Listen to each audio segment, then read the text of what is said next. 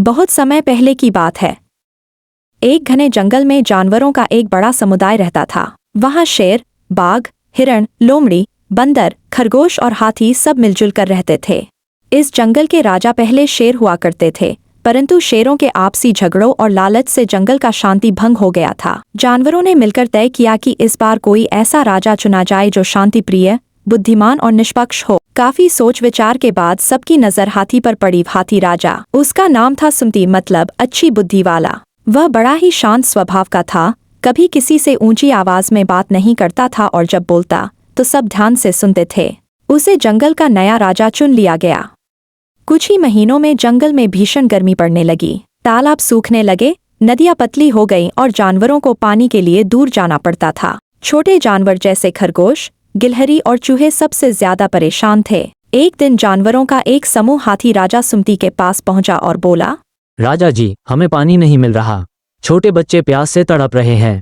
हाथी राजा ने धैर्य से सबकी बात सुनी और तुरंत सलाहकार सभा बुलाई। उसने कहा, अगर हम सब मिलकर एक योजना बनाएं तो यह समस्या हल हो सकती है। उसने सुझाव दिया कि सभी जानवर मिलकर एक बड़ी नहर, छोटी नदीनुमा खाई खोदें जो पास की नदी से सीधे जंगल के मुख्य हिस्से तक आए। कुछ जानवरों ने कहा, राजा जी, हम मेहनत नहीं कर सकते, ये तो मुश्किल काम है। तब हाथी राजा ने कहा, अगर हम एक होकर काम करें तो सब आसान हो जाएगा। अगर कोई कमजोर है तो कोई ताकतवर उसकी मदद कर सकता है। उसकी समझदारी और प्रोत्साहन से सब जानवर जुट गए।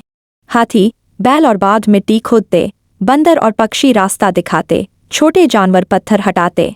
एक हफ्ते की मेहनत के बाद नहर बन गई और पानी जंगल में बहने लगा। सभी जानवर बहुत खुश हुए और बोले, हाथी राजा की जय हो। जंगल में एक चालाक लोमड़ी रहती थी, उसका नाम था कुटिल। वह सदा अपनी चतुराई से दूसरों का नुकसान करती थी। एक दिन उसने देखा कि हाथी राजा बहुत सम्मान पा रहा है तो वह जलने लगी। उसने सोचा, अगर मैं हाथी राजा को बदनाम कर दूं तो शायद जानवर उसका साथ छोड़ देंगे। उसने अफवाह फैलाई कि हाथी राजा अपने परिवार के लिए फल और पानी छिपाकर रखता है। यह सुनकर कुछ जानवर भ्रमित हो गए।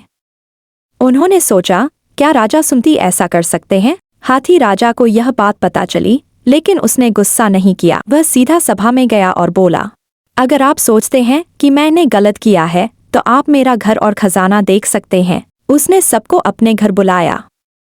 वहां कोई भी फल या पानी छिपा हुआ नहीं मिला। सब जानवरों को सच्चाई समझ में आ गई और उन्हें अपनी गलती पर शर्म आई। लोमड़ी की पोल खुल गई।